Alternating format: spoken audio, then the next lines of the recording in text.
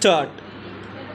In discussing the demands for grants of the finance ministry, we have got to see to what extent the administration of this particular ministry has led to the development of our national wealth and the securing of the welfare which our state claims to have in view.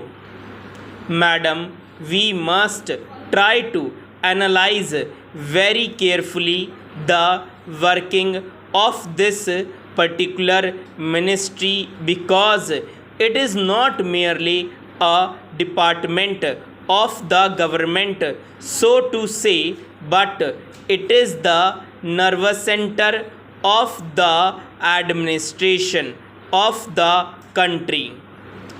I would like first to refer to the role of foreign capital because in determining the manner in which the permission of capital issues has been granted by the particular administration, we should keep in our mind to what extent the interest of our nation have been served. I fully endorse the statement which the previous speaker has been made so far as repartition of the investment made by foreigners and of profits are concerned. We have dealt with this topic quite a number of times and I do not want to reiterate anything apart from only supporting what the honorable member who just now spoke said. I would now like to deal with the investments of foreigners in India.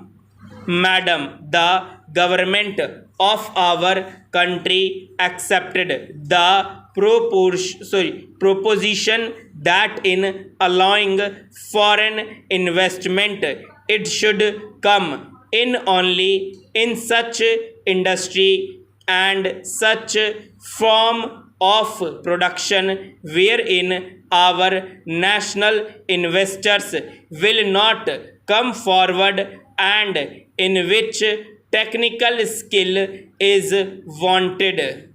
There is also one other factor which the industrial policy of our government of 1948 as adumbrated further in 1949 by the Prime Minister laid down.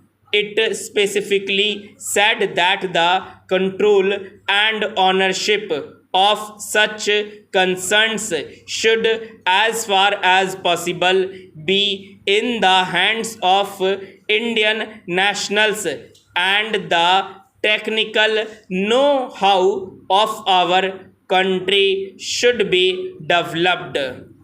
I would like to emphasize the figures that have been put forward for the last few years from 1997 till the end of 2012 or the early part of 2012. It has been reported that rupees 19,000 crores of foreign capital have been allowed to be invested in our country, or of that particular practically more than rupees 6,000 crores have been allowed to be invested in managing agency and trading enterprises in our country.